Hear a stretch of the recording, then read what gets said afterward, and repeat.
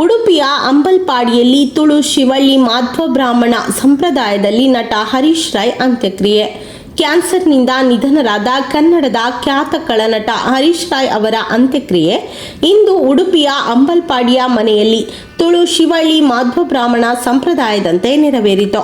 ತುಳಸಿ ಕಟ್ಟೆ ಮುಂಭಾಗದಲ್ಲಿ ಅರ್ಚಕರ ಸಮ್ಮುಖದಲ್ಲಿ ಅಂತಿಮ ವಿಧಿವಿಧಾನ ನಡೆಯಿತು. ಪತ್ನಿ, ಸಹೋದರ, ಸಹೋದರಿಯರು ಅಂತಿಮ ನಮನವನ್ನ ಸಲ್ಲಿಸಿದ್ರು.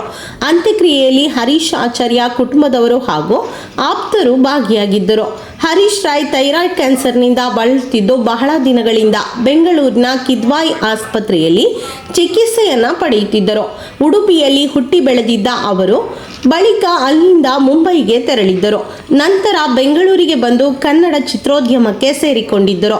ಹರೀಶ್ ಅವರ ಬಂಧು ಬಾಂಧವರು ಉಡುಪಿಯಲ್ಲಿದ್ದಾರೆ. ನಿನ್ನೆ ರಾತ್ರಿ ಅವರ ಪಾರ್ಥಿವ ಶರೀರವನ್ನ ಉಡುಪಿಗೆ ತರಲಾಗಿತ್ತು. ಇಂದು ತುಳು ಶಿವಳ್ಳಿ ಮಾಧ್ವ ಬ್ರಾಹ್ಮಣ ಸಂಪ್ರದಾಯದಂತೆ ಅಂತಿಮ ಸಂಸ್ಕಾರಗಳನ್ನು ನೆರವೇರಿಸಿ ಉಡುಪಿಯ ಬೀಡಿನಗುಡ್ಡೆಯಲ್ಲಿರುವ ಹಿಂದೂ ರುದ್ರಭೂಮಿಯಲ್ಲಿ ಅಂತ್ಯಕ್ರಿಯೆ ನಡೆಯಿತು. ಸಹೋದರ ಸತೀಶ್ ಪುತ್ರರಾದ ರೋನೆತ್ ರಾಯ್, ರೋಷನ್ ರಾಯ್, ನಟ ಹರೀಶ್ ರಾಯ್ ಮೃತದೇಹಕ್ಕೆ ಅಗ್ನಿಸ್ಪರ್ಶವನ್ನ ಮಾಡಿದ್ರು.